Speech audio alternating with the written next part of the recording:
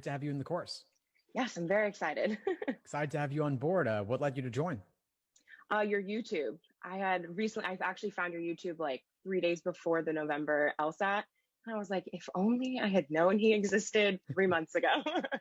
So yeah, I signed up and I'm taking it again in January. So I was like, got to get on this.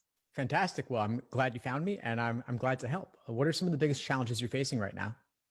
Well, so I wanted to apply by Thanksgiving. That was like my goal.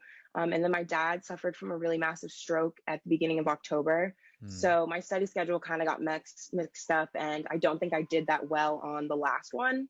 So I originally, before everything happened, I was scoring in like the high 160s.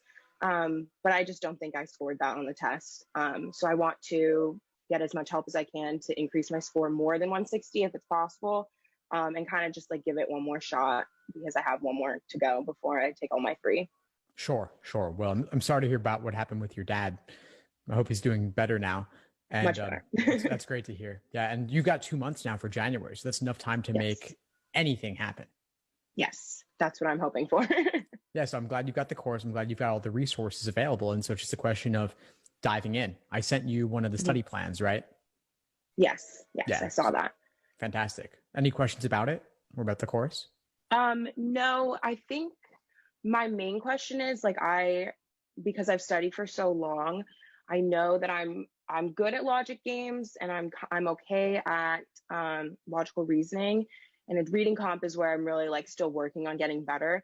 But with the time, like time is just what's really stressing me out every time. So I was just wondering if like the study schedule will really like help me get better at the time situation. Yeah, it will. I mean, timing comes from understanding. Okay. The better you understand things and the better you've established a process through which to approach each question, the more Mhm. smoothly all your timed work will go because you know exactly what to do.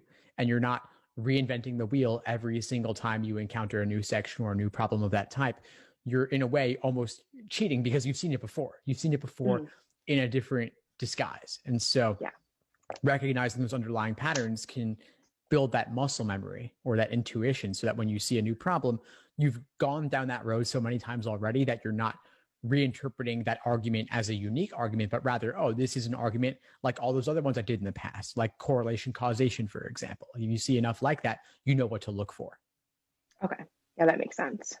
All right. Sorry, let me write that down. So just more practice is pretty much like I just got to keep going. It's practice, Uh, but the course will give you the resources to know how to practice differently, how to review differently, and then to have a step by step approach for every single section and every single question type. okay, great.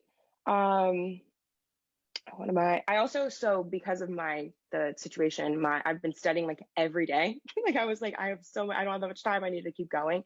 And I saw that you said like don't practice every day and like take rest days and stuff like that. Um, because I have 2 months, do you still recommend taking like 2 days off each week or what? Even with a 2 month timeline, it's still important to take days off. Okay, that makes sense. Also, so like my goal, my dream school is Georgetown, and I have a 3.46 from undergrad. I graduated in June, so I've been like volunteering and stuff like that, trying to make my resume strong. But I think ultimately, like my LSAT score is what's gonna like make me a more competitive candidate based on like my GPA. And do you have like, obviously it depends on like me as a person anyway, and my essays and stuff like that.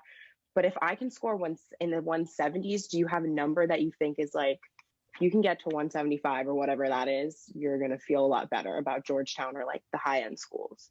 Yeah, I would think that anything in the 170s will put you in the running. Great. And their LSAC's website actually has a calculator where you can input your GPA with different potential LSAT scores and see how you stack up against their medians. It's not entirely numbers driven, of course, as you said, the other parts of the application make a difference. But a website like that will give you all the exact number crunching to figure out how you would stack up at Georgetown and others. Great. Okay. Yeah, I don't really think I have any questions. I've been like on your YouTube page all day long. So I Awesome. most of my questions have been answered, but oh, actually one question. If I'm seeing that I like, for me the assumption questions and logical reasoning always trip me up. Like, I don't know. Sometimes I either get them all right or I fail all of them, and I don't really know what in between is what I'm missing. Do you have like an approach to specifically for that kind of question? Like, is there something I should be thinking about before I go into it? Yeah, I do actually. Yeah. So if you like the YouTube channel, you're about to get a lot more, but more in depth. For example, for Right. necessary assumption questions inside the course, I have hour-long full-length recordings of classes Right. covering necessary assumption, sufficient assumption. These were live classes with example problems and concepts at the start, then getting into several different examples of all the different question types. And so if you just go into the logical reasoning section of the course, anything that says workshop will be the recording of a full-length class, especially on logical reasoning and logic games. And then for reading comprehension, I do these deep dive sessions where we'll spend an entire hour discussing just one reading comprehension passage. And you'll get the student questions in the class. You'll see some people participate in the chat, other people unmute themselves, other people get on camera. And so you really get that community feel. And then you'll get that in all the live classes I'm running as well. I've got classes tonight, tomorrow night, always plenty of things happening.